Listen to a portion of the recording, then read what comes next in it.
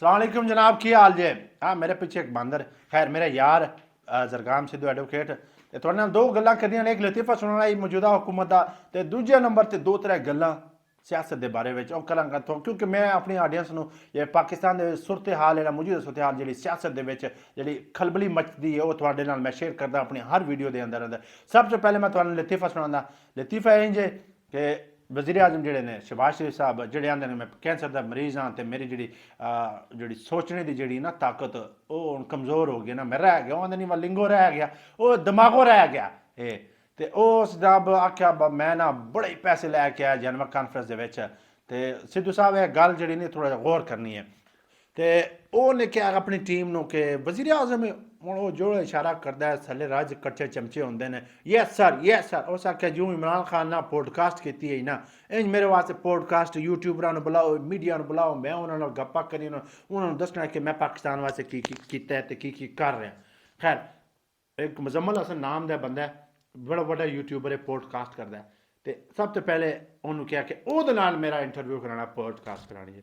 ਉਹ ਮੁਜ਼ੰਮਲ ਹਸਨ ਨਾਲ ਜਨਾਬ ਨਾਲ ਰਾਬਤਾ ਕੀਤਾ ਉਹ ਹੋਇਆ ਇੰਜ मुजम्मल हसन नाल राबता कोई ना होया वो राबता होया मुजम्मल असलम नाल। हुण मुजम्मल असलम जिहड़ा नहीं वो PTI दा एक साबका वजीर मशीर भी रहा। खैर इकानमी का बड़ा मतलब अच्छा बंदा है इकानमी दी ओह हाव नाव है तो ओहदे नाल ओह लगे रहे ਉਹਨੂੰ ਆਂਦੇ ਰਹੇ कि वज़ीर आज़म ਦਾ ये वो इंटरव्यू कराना है पॉडकास्ट के बारे में पुछते रहे दसते रहे कि वज़ीर आज़म इतना फंड लैके आया बैरूनी मुमालिक के ਜਿਹੜੇ ਸਾਡੇ ओवरसीज़ भरा ने ਉਹ भी पाकिस्तान अपने पैसे देवन ਇੱਥੇ ਹੁਣ अमन शांति है तो ये वो खैर गल्लां करते रहे 8 9 10 मिनट फोन ते गल्लां करते रहे। ਹੁਣ एंड ਵਿੱਚ ਉਹਨਾਂ ਨੂੰ पता लग गया ਉਹ ਤੇ ਮੁਜ਼ੰਮਲ असलम मुजम्मल हसन है ही नहीं ਤੁਹਾਡਾ ਮੱਤ ਮਰੀ ਗਿਆ ਤੁਸੀਂ वज़ीर आज़म ਦੀ ਟੀਮ ਹੋ ਤੁਹਾਨੂੰ ਇਤਨੀ ਅਕਲ ਮੌਤ ਕੋਈ ਨਹੀਂ ਤੁਸੀਂ ਕਿਹਦੇ ਨਾਲ ਰਾਬਤਾ ਪੇ ਕਰਦੇ ਹੋ। उन्होंने तकलीफ ते रोंगटे खड़े हो गए ये मुजम्मल असलम नाल असीं राबता कर छड़िया। वो तो दिल की तकलीफ उस टाइम हुई जिस टाइम उन्होंने पता लगा कि मुजम्मल असलम सिर्फ एक पाकिस्तानी बंदा नहीं मुजम्मल असलम साडे शरीका का बंदा है। उन्होंने और वट चढ़े वाला ਉਹੀ ਗੱਲ ਹੈ ਨਾ ਜਿਵੇਂ ਉਹਨੇ ਕਿਹਾ ਕਿ ਅਖਤਰ ਲਾਵੇ ਨਾ ਰਾਬਤਾ ਕਰੋ ਤੇ ਮੁੜ ਅਖਤਰ ਖਾਨ ਨਾਲ ਰਾਬਤਾ ਹੋ ਗਿਆ ਤੇ ਅਖਤਰ ਗਾ ਭੈਣ ਕੋਲੀ ਕਰ ਛੱਡੀ।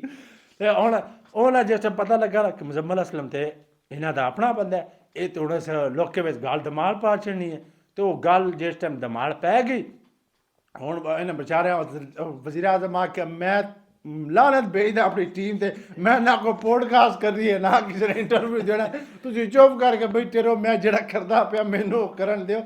ਮੈਂ ਆ ਕੇ ਮੈਂ ਹੀ ਮਗਰੋਂ ਲੱਥਾ ਤੁਸੀਂ ਸਾਰੇ ਹੀ ਮਗਰੋਂ ਲੱਥੇ ਪਏ ਹੋ।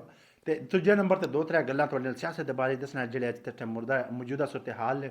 जिस सूरत हाल जो सब पहले नंबर पर गल है कि मरियम नवाज के जोड़े इस्लाम आंदे पाकिस्तान वापस आ रही है एक एंटी एस्टैबलिशमेंट दोबारा फौज के खिलाफ वो जनाब लाला शबा करने जिस तरह नवाज शरीफ आंदा ही ना गुजराना जलसे में कि जनरल बाजवा तो चीफ जस्टिस साकब निसार साकब जोड़े सबका तुसा मेरी हुकूमत को तख्ता उल्टाया तुसा मेरी हुकूमत के सिरे चढ़े हो तो वह दोबारा आवन जनरल बाजवा हूँ रिटायर हो गया हूँ तुम शर्म नहीं आती वो जनरल बाजवा के तुम जोड़ी चा के बैठे हो तो जो भरा है वज़ीर आज़म है ये कि वजह तो वज़ीर आज़म बनया जनरल बाजवा की मरूने मिन्नत बने हुए ना तुम हूँ वो खिलाफ हो सके जेदा खाते हो तुम झूठा करते हो वो फिर वो जी थाली खाते हो थाली में छेद करते हो।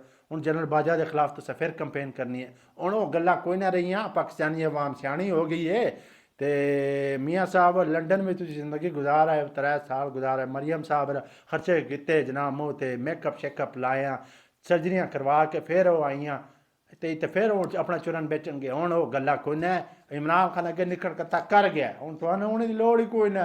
अख्तर खान अगे तू पे दसना है कि मरियम नवाज से स्कॉटलैंड यार्ड पैंदी पई है वो भी पै सकती है ना हूँ तस्नीम हैदर जड़ा नहीं उन्होंने अपना बंदा ही उस आख्या कि इमरान खान तो अपना अरशद शरीफ जो शहीद है ना कतल जो मुलवस ने तो हूँ FIR उत्थे लॉन्च हुई हो सकता है ना आवन हो सकता है पटवारी इतने सिर्फ ऊंजी घुंगरू बन के नचते रहन कि मरियम आ रही है दिल चाहो तो पता लगे मरियम साहब रही उदे ही ने ते राणे सनाब लाना की बनया नवाज शरीफ के पे कहंदा उत्थे बुला के ਉਹਨੂੰ ਕਿ भैन कोली हुई है ਉਹ ਬਸ ਉਹ ਫਿਰ ਰਾਣਾ ਸਨਾਓ ਲੱਭ ਚਲੋ ਫਿਰ ਵੀ ਠੀਕ ਹੈ ਨਾ ਮਤਲਬ ਕਿ ਇਹਦੇ ਬੰਦੇ ਜਿਹੜੇ ਨਾ ਠੀਕ ਹੈ ਸਿਆਸਤਦਾਨ ਹੈ ਨਾ ਪਾਕਿਸਤਾਨ ਦੇ ਵਿੱਚ ਤੇ ਹੈ ਨਾ ਪਾਕਿਸਤਾਨੀ ਆਵਾਮ ਕੋਲ ਤੇ ਹੈ ਨਾ ਇਹ ਤੇ ਨਹੀਂ ਨਾ ਦਮ ਦਬਾ ਕੇ ਬਾਹਰ ਨਾਸ ਗਏ।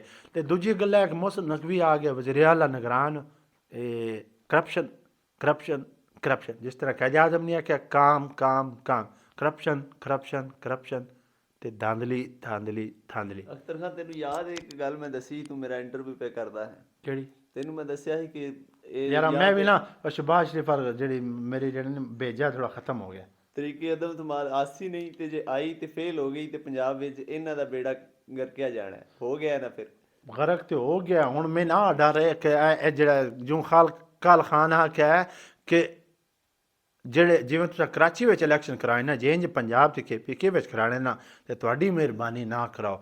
ਜੇ ਬਿਲ ਫਰਜ਼ ਕੀਤਾ ਹੋ ਜਾਂਦੇ ਨੇ ਯਾਰ ਇਲੈਕਸ਼ਨ ਦੇ ਵਿੱਚ ਹੁਣ ਹਵਾ ਗੁੱਲੀ ਇਮਰਾਨ ਖਾਨ ਦੀ, ਸਾਰਿਆਂ ਨੂੰ ਪਤਾ ਹੈ, ਮਤਲਬ ਇਹ ਨਵਿਸ਼ਤਾ ਦੀਵਾਰ ਹੈ ਕਿ ਇਮਰਾਨ ਖਾਨ ਜਿਤਨਾ ਉਹਦਾ ਵੋਟ ਬੈਂਕ ਬੈਲੈਂਸ ਆਵਾਮ ਉਹਨੂੰ ਸਪੋਰਟ ਕਰੀ ਹਰ ਕਿਸਮ ਦਾ। ਜੇ ਇਮਰਾਨ ਖਾਨ ਨੂੰ ਇਹ ਰਾਹ ਵੀ ਛੱਡਦੇ ਨੇ ਤੇ ਤੈਨੂੰ ਕੀ ਲੱਗਦਾ ਸਿੱਧੂ ਕਿ ਇਮਰਾਨ ਖਾਨ ਬਣਨ ਵਾਲਾ ਬੰਦਾ ਹੈ? ਅਖਤਰ ਖਾਨ ਮਸਲਾ ਇਹ ਹੈ ਕਿ ਉਹੀ ਬਲਦਿਆਤੀ ਇਲੈਕਸ਼ਨ ਜਿਹੜੇ ਨੇ ਹੁੰਦੇ ਪਏ ਨੇ, ਉਹ ਉੱਥੇ ਆ ਕੇ ਚੇਅਰਮੈਨਾਂ ਦੀ ਇਲੈਕਸ਼ਨ ਦੇ ਵਿੱਚ ਜਿਹੜੀ ਹੈ ਉਸ ਤਦਾਦੇਕਾਰ ਹੋਰ ਹੁੰਦੀ ਹੈ, ਉਹ ਇਲੈਕਸ਼ਨ ਮੈਨੇਜਮੈਂਟ ਹੋਰ ਹੁੰਦੀ ਹੈ। ਜਦੋਂ ਪ੍ਰੋਵਿੰਸ਼ੀਅਲ ਅਸੈਂਬਲੀ ਜਾਂ ਨੈਸ਼ਨਲ ਅਸੈਂਬਲੀ ਦਾ ਇਲੈਕਸ਼ਨ ਹੁੰਦਾ ਹੈ ਤੇ ਉੱਥੇ ਵੋਟਾਂ ਨੂੰ ਮੈਨੇਜ ਕਰਨਾ ਔਖਾ ਹੋ ਜਾਂਦਾ ਹੈ। ਤੇ ਹੁਣ ਇਮਰਾਨ ਖਾਨ ਦੇ ਸਾਹਮਣੇ ਇਹਨਾਂ ਨੂੰ ਖਲੋਣਾ ਔਖਾ ਹੋ ਗਿਆ ਹੈ ਤੇ ਇਹਨਾਂ ਨੇ ਔਖਿਆ ਹੋਣਾ ਹੈ। ਇਸੇ ਤੋਂ ਇਲੈਕਸ਼ਨ ਤੋਂ ਨਸਣੇ ਪਏ ਨੇ। ਇਹਨਾਂ ਪੰਜਾਬ ਦਾ ਸਿੱਧੂ ਸਾਹਿਬ 2 ਮਿੰਟ ਡੇਢ ਰਹਿ ਗਿਆ। ਚਲੋ ਆਖਰੀ ਗੱਲ ਤੁਹਾਡੇ ਨਾਲ ਕਰਦਾ ਜਾਵਾਂ। ਇਮਰਾਨ ਖਾਨ ਦੇ ਖਿਲਾਫ ਇੱਕ ਵਾਰੀ ਇਹਨਾਂ ਫਿਰ ਜਨਾਬ ਪ੍ਰਾਪੋਗੰਡਾ ਕੀਤਾ। ਪ੍ਰਾਪੋਗੰਡਾ ਹੈ ਕਿ ਸ਼ੌਕਤ ਖਾਨ ਨੂੰ ਮਲਾਇਨ ਕਰਨ ਵਾਸਤੇ ਉਹਦੇ ਖਿਲਾਫ ਪ੍ਰਾਪੋਗੰਡਾ ਕਿ ਇਮਰਾਨ ਖਾਨ ਸ਼ੌਕਤ ਖਾਨ ਦਾ ਪੈਸਾ ਚੁੱਕਿਆ ਤੇ ਆਪਣੇ ਜ਼ਾਤੀ ਮਫਾਦ ਵਾਸਤੇ ਲਾਇਆ। ਤੇ ਪਾਕਿਸਤਾਨੀ ਆਵਾਮ ਇੱਕ ਵਾਰੀ 10 ਚੜਿਆ ਕਿ ਬਸ ਸ਼ੌਕਤ ਖਾਨਮ ਸਾਡਾ ਹੈ, ਖਾਨ ਦਾ ਨਹੀਂ।